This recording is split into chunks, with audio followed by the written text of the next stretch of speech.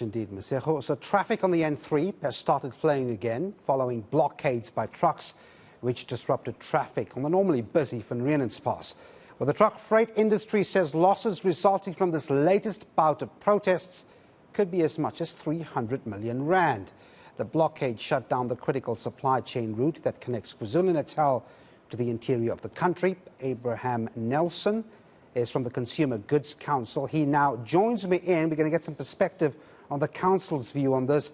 Abraham, thanks indeed for your time. So you represent members that have goods in those trucks, right? I mean, retailers in particular.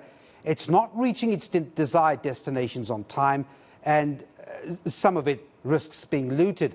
What is the council's view on this, and what are your members saying about the losses so far?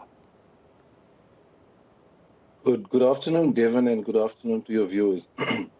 The entire retail industry is very concerned with the state of affairs as it relates to the blocking of the N3, and not only the N3, but all other alternative routes and other major routes. This has been an ongoing issue for the last more than 2 years, and the industry is suffering a lot of losses.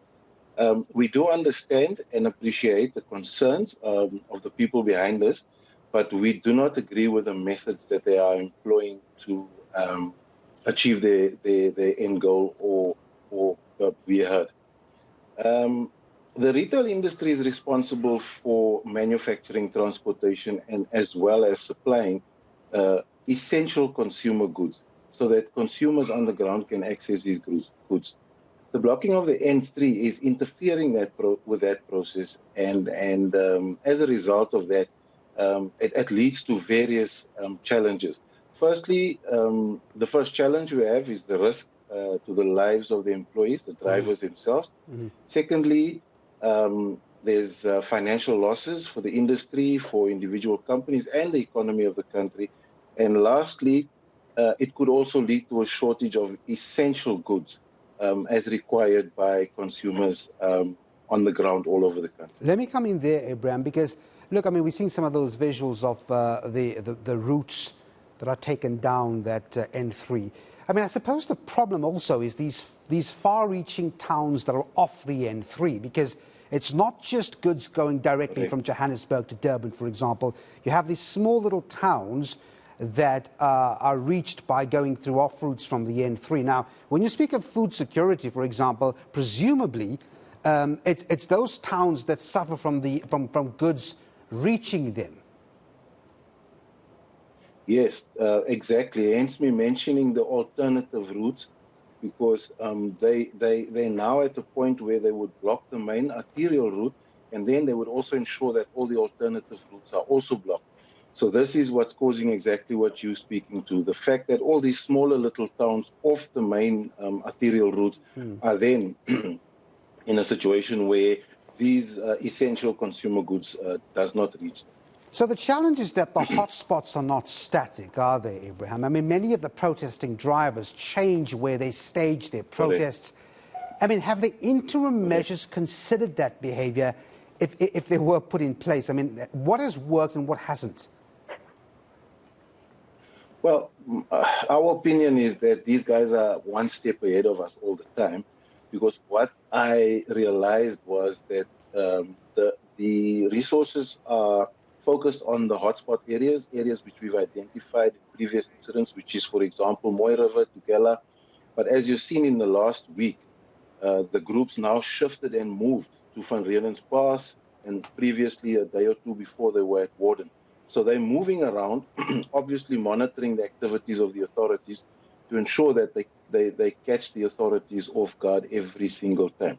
We are aware that there are negotiations underway currently between government, the different relevant government departments, with these people responsible for these actions. But at the end of the day, I think some sort of an interim agreement has to be reached in terms of ensuring that this blocking of the N3 stops. And some of these could be calling of a ceasefire pending finalization of the negotiations, or alternatively then policing the entire N3, ensuring that the entire N3 is then policed on a 24-hour basis. And you would want that to feature strongly in the meeting on Sunday that Transport Minister Fikile Mbalula speaks about. What is your input as the Consumer Goods Council? I mean, you've mentioned those proposals, but of course, you'd also be an active player in these meetings, aren't you? Yeah, we basically, our inputs go via BUSA, and I'm sure you're aware of the letter that BUSA has sent requesting an engagement with the President. So basically all our inputs go via BUSA, but also what we do is we directly engage with relevant stakeholders on the ground to ensure that we are in a position to assist the authorities in mitigating the occurrence of this threat. So the Labour Minister today calling it economic sabotage and says it must be seen that way. Correct. What's your take on the Labour Minister's input on that one? I fully agree with him. They're sabotaging the economy of the country. It goes without saying. And the longer this continues, the bigger the problem is going to become. And we're hoping that an amicable resolution can be reached as soon as possible. But as I indicated, we need to ensure that there are interim measures put in place while these negotiations are ongoing so that this doesn't occur going forward. All right. Thanks very much indeed. Abraham Nelson is from the Consumer Goods Council, the head of Crime Risk Initiative in the Council. All right.